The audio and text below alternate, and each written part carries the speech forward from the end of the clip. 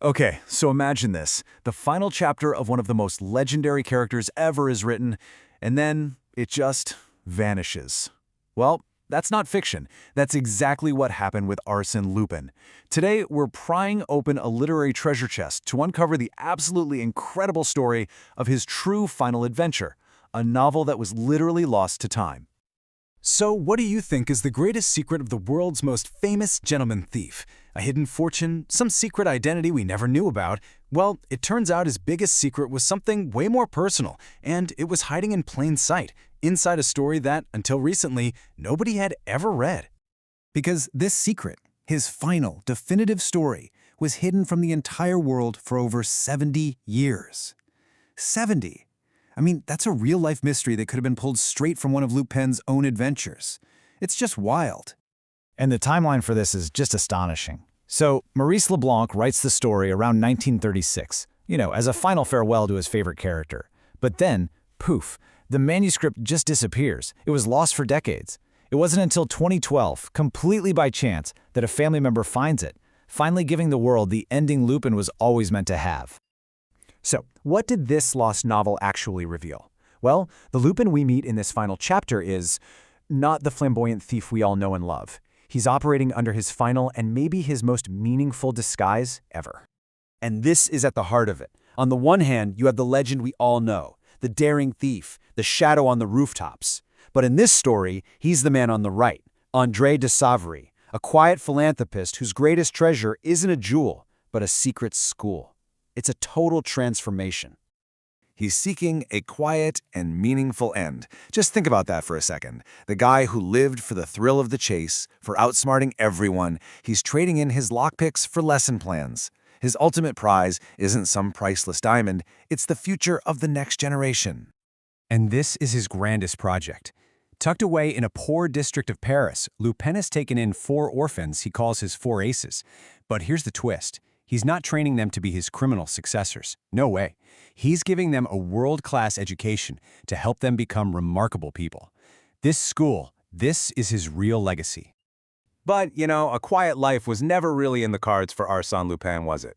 When his peaceful retirement is suddenly put at risk, he has to pull off one last grand adventure. Not for himself, but for his students.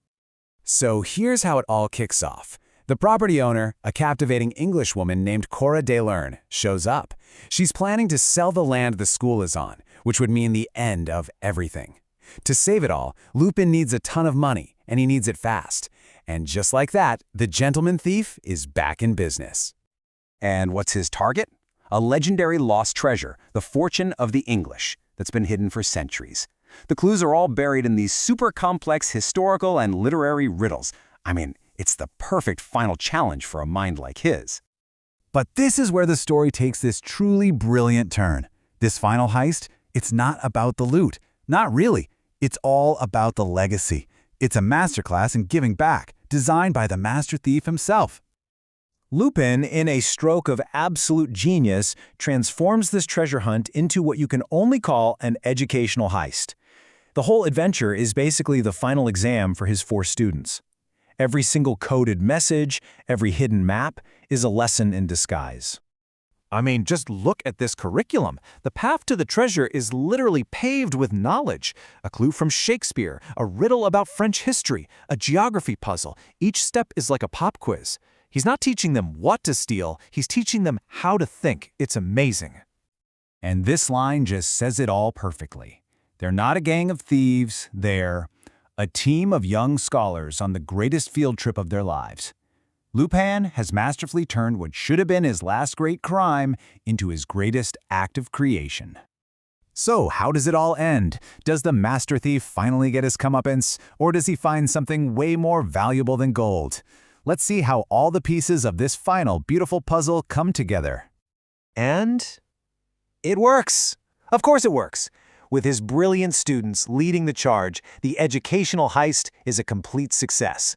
They crack the final riddle and unearth the lost English fortune. The treasure is more than enough.